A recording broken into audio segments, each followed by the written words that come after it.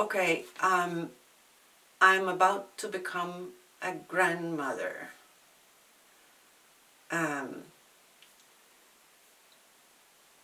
This is really strange.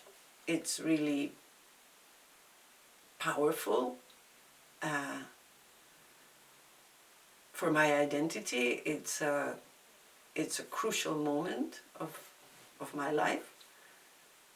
It's going to be a crucial moment of my life. My daughter lives in Berlin, so she's far away, and therefore I won't be able to see them often. But a funny thing has happened. I mean, funny. Now I can laugh about it, but in the moment it was quite a blow. I just took for granted that I was going to be there during the moment of the birth and the first days and the first weeks. Well, the first days, because I was planning to be there for 2 weeks around the date of the birth, which is going to be around the November 10. But so I was talking to them and on Skype and saying, yeah, I'm going to come over, and then after a while she called me and said, Mom, we want to be on our own. So I felt excluded. I don't know, I mean, because I had taken for granted that I was going to be there and that I was wanted there. And suddenly it's like, no, this is a special moment for us and we want to be on our own. And of course it's fantastic that they have such love nest that they have created, and this deep love that they have created, and I was assuming I was part of this, but of course I'm not. So it's, you know, the classical figure of the grandmother who is like quite invasive, yeah, like imposing, or like who wants to be there when she's not wanted, you know. So it's quite pathetic, and at first I felt really hurt, and I thought that I wasn't going at all, or something like that, like really stupid and childish, like, okay, I'm not going, you know, and saying, well, I mean, don't be stupid, you know. And of course the envy of this love nest that I don't have, and therefore that I envy, yeah. Of course I'm also really happy that my daughter has managed to create this love nest, of course. But that doesn't mean that, you know, that I'm not going to be envious too. Because of course this is this intimacy that they want to have between them during this special moment. This is the intimacy that I lack. So, and at the same time she was sending me these videos that were done during her, when she was born and when she was very little, when she was a baby. So I could see myself being a mother when she was a baby, and how I was mothering her. I was really passionate about mothering a baby and mothering my babies.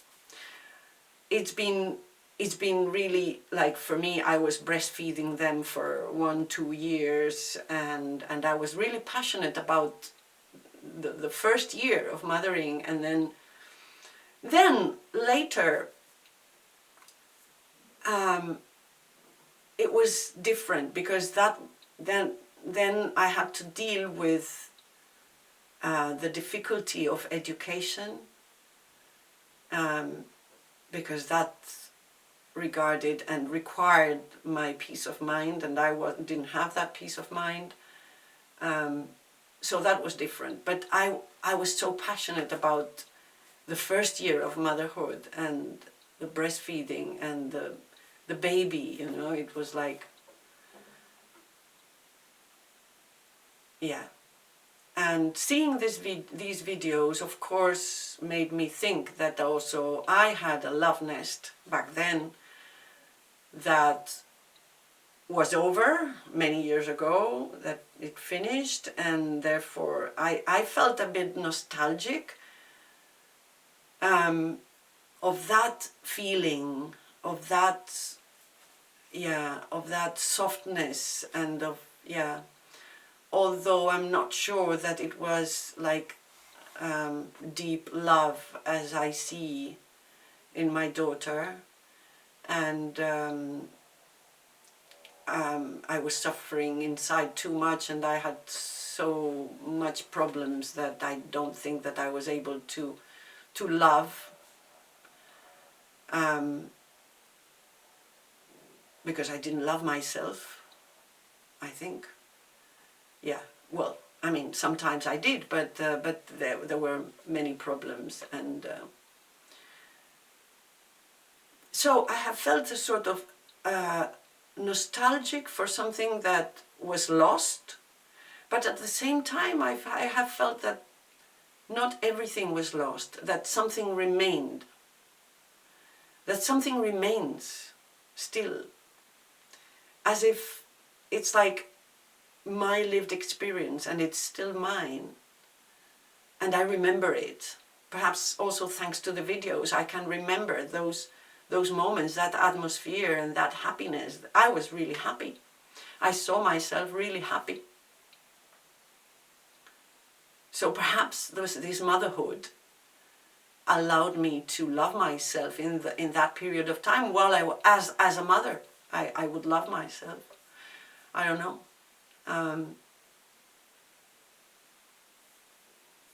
But anyhow, I really always hope, making these videos and talking about myself, that people are going to mirror themselves, and that they're going to travel into their own emotions and inner life, and that this is not I'm not talking only about myself. I mean, I need to disclose these things. I need to tell the world, or whoever wants to listen and watch,